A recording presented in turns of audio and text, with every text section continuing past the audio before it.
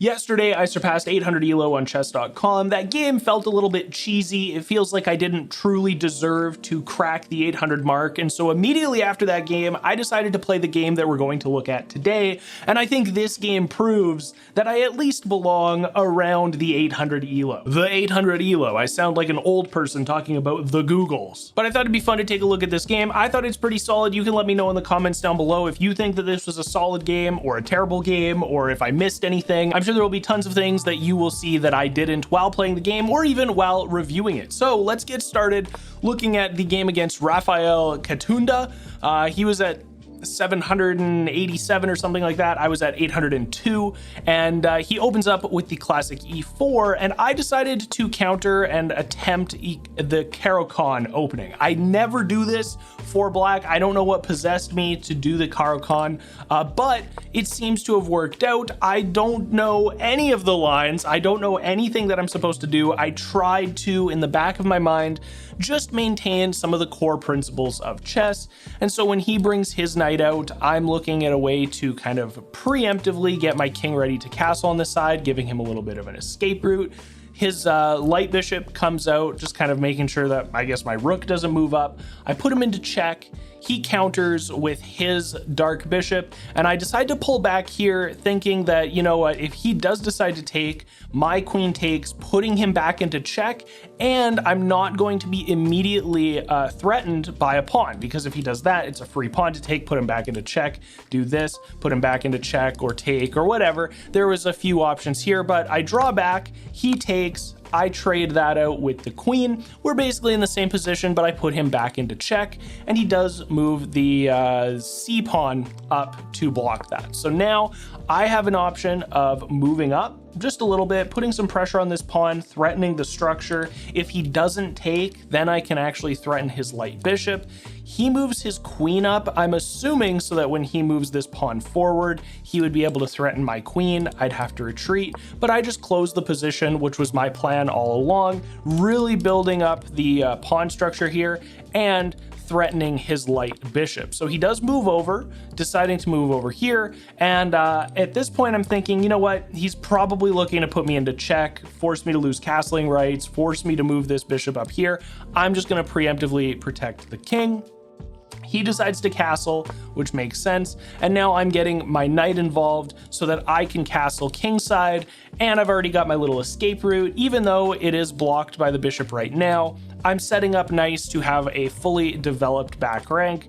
He's giving himself his little escape route. I'm castling. He's developing his rook even more to the center of the board. And I'm moving my knight over here, which is not great. You can see the evaluation bar doesn't love this move, mostly because I'm going to be losing the knight for the bishop. And then I'm going to be taking with the pawn, which is going to allow this pawn to kind of infiltrate. I mean, we've obviously got the light bishop that is re-protecting, so we don't have to wreck the pawn structure that is protecting my king. But this is what happens. He does decide to take. From here, he's deciding to move his queen over, and now my position is actually a little bit better. So my position is looking okay. Obviously, my queen can't really do anything getting in the way here. If his knight comes over here, this pawn is not quite hanging, but could be a little bit sketchy. So I'm deciding to bring my queen down, so now I'm protecting the 6th rank. I'm able to say, hey, listen, if you want to come in here, you want to dance, you want to tango, we can do that. But I'm gonna involve my queen. So he moves back up. I don't really know what this move was meant to do. I suppose allowing his rook to advance. Maybe if he gets over here, I take, he brings the rook in. And so I decide to move back. Why did I decide to move back? So that I can get my knight involved. Having my knight to defend the e5 square, I think is good, especially if he's deciding to push up. I can still take here, queen can take. There's a few other options after this knight move, because he is getting the rook involved. I think this isn't the best move for him in this position. If we're looking here, it should be knight to a3. So he should actually be moving knight to a3. Wait a minute. Oh, this knight should be moving over here is actually the best position for him to take in this moment. And then me moving bishop to e6 makes even more sense. I suppose because you're protecting both of these pawns, even though this pawn here on the D file doesn't seem to be in any immediate threat, but that's okay. His best move here, or his best move that he decided to make, was the rook. I think developing the pawn would probably have been better, because after this development here, if I take with this, I'm opening up my rook, obviously, but I'm also wrecking my pawn structure. If I take with this, he can't take with the rook. I take back with the queen. I just feel like maybe moving this pawn up to possibly entice this, or to do this, maybe bad. Maybe that's why, you know, he didn't do it, but seems like a waste of a move to just get the rook on the e3. If that makes sense to you, if you understand what his vision was for this move, let me know in the comments, because I have no idea. He obviously can get the battery with the queen here, which might also be his idea, but the king has an escape. I don't know. I don't get it. I'm just some idiot who plays chess and enjoys it. After this, like I said earlier, I decided to develop the knight, getting him involved. His knight is jumping over here, and now this pawn is hanging because my knight has blocked the light square bishop. Not a very big brain move by me. I'm kind of closing myself off, really making it awkward for myself to defend my pieces. So I move my pawn up, now threatening the rook. The rook cannot move down because I'll take with my D pawn. He cannot obviously take, he can't move diagonally. He also can't move to the G file. So I did feel pretty good about that move and that position. He decides to attack the pawn. I decide to now wreck my pawn structure. I don't know if this is good or not. However, the reason that I liked this was because I'm putting pressure on the knight, and I'm also stopping the rook from taking on the F file. So I liked this move in the moment. It felt good to me. In this moment, G5 is the best move, according to the engine. So I said I don't know if it was best or not, but it made sense to me. It just seemed natural to not only protect the hanging pawn, but to put pressure on the knight. From this position, he decides to jump his knight into F5. This is not great for him. What he actually should have done is still this knight to A3. The engine really wants him to develop this knight so that his back rank rook is able to start moving, start getting involved, start defending the back rank. That is what the engine wants him to do. That is not what he does. This is obviously tilting the game more into my favor from this position. And now I make a bit of a blunder. I think this was a blunder. It might have been a mistake.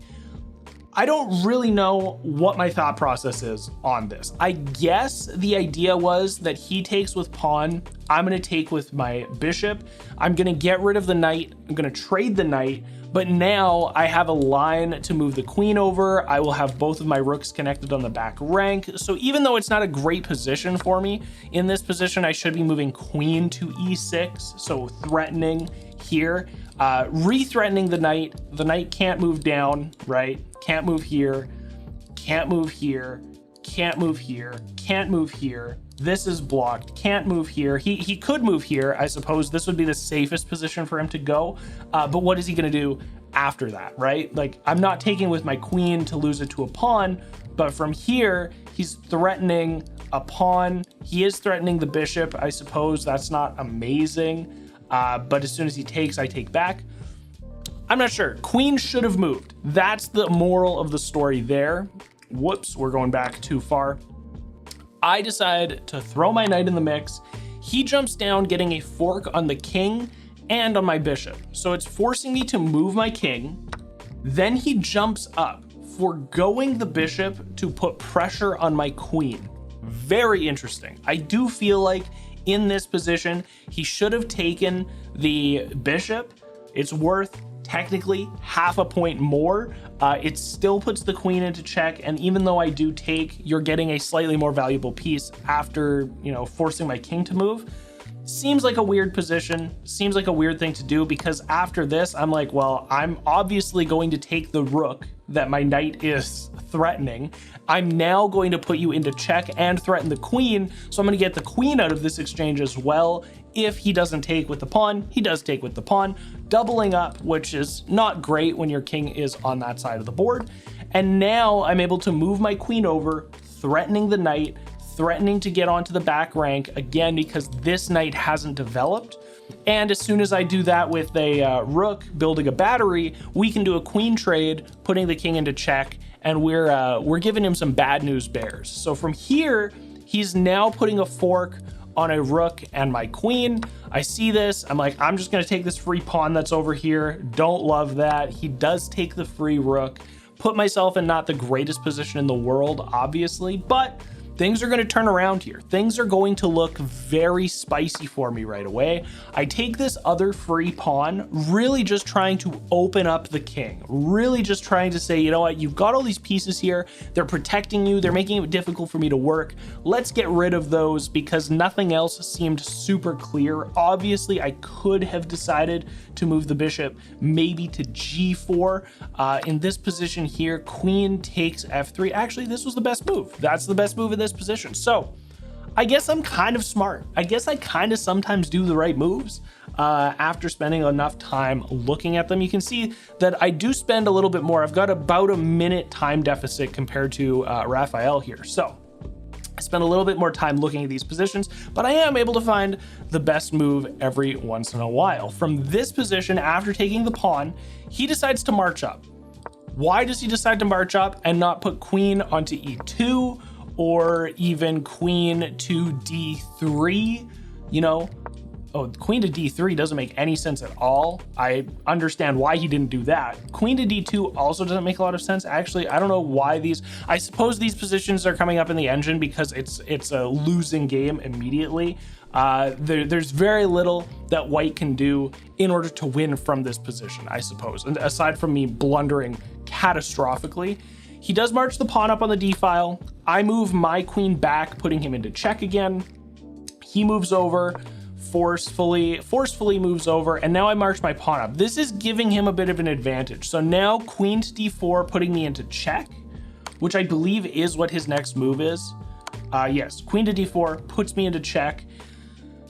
I take, doing the queen trade, not my favorite thing in the entire world. However, I was, before this, I think I was up.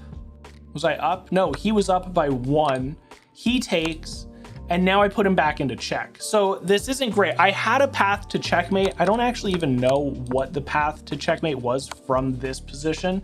Like the engine wanted, something like he goes here, I can take, he moves here, I go here, he can move here maybe, and then I go here and it's checkmate, right? Like there's a path to checkmate that I didn't see in the moment here. So when we go back to here, we do this queen trade, I put him back into check, he moves over, I put him back into check, he has to jump again, and now I'm protecting the rook with the pawn. My idea here is to get this pawn promoted because it's very close to the edge of the board, and once I promote, I will be up a rook, a bishop, and a queen compared to 2 knights and a rook, and one of the rooks is locked behind a knight. So he decides to move, I take, he finally releases the Kraken, he finally jumps his knight over to a3, which the engine has been begging him to do since move like 6. I now see an opportunity to trade the rooks. It's either a trade or I get his rook for free. Because I'm protecting the f1 with my bishop, this is just a no-brainer to me. He takes, I take with the bishop, he takes the pawn with his knight, my pawn with his knight that was in front of his king. I am now able to take the knight for a bishop, but I clear the pathway to promote myself to a queen. So in this moment, I think that this is actually bishop to take c4 is the best position yet again. Every time I stop to be like, I don't know if this was the best position or not, I'm seeing all the best positions. I made mistakes, obviously, right? But taking, letting the king take, only being 2 moves away from promoting to a queen, that also immediately puts the king into check, stopping the development or the tempo. Is it the tempo of this pawn? Because it can't move when it wants to anymore. So he moves the king out of the way. I put him back into check. He moves out of the way, put him back into check. This is going to allow me to take the knight. Now in this position, he can move the knight up to protect himself, which is then protected by the pawn. He does do that.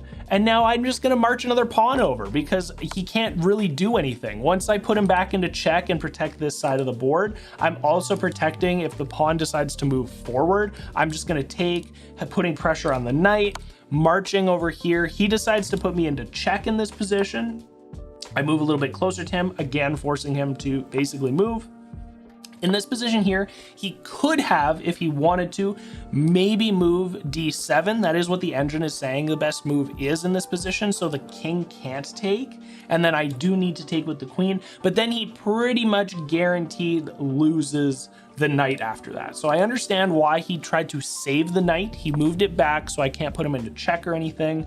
Marching my pawn up once again, promoting to my second queen, and the rest of this game is pretty straightforward. I probably didn't get the checkmate as quickly as I could have, but I just ladder march him to the H file and we come out victorious. So the game overall, I think, was a pretty strong game. I kept as much of the fundamentals as I possibly could in play, not making the best moves in every situation, definitely not capitalizing on the earliest checkmate possible, but really looking for some of the best moves, really trying to focus on protecting the king, getting center control of the board, trading when it's appropriate. And I think that this game for me really gave me some confidence to continue playing in the 800 Elo and continue trying to get to the 1000 mark. So I hope you guys enjoyed this one. Thank you guys so much for watching. Thank you for joining me on my journey of becoming a better chess player and all of your guys' suggestions down below. I have been getting so many resources, so many tips, so many tricks.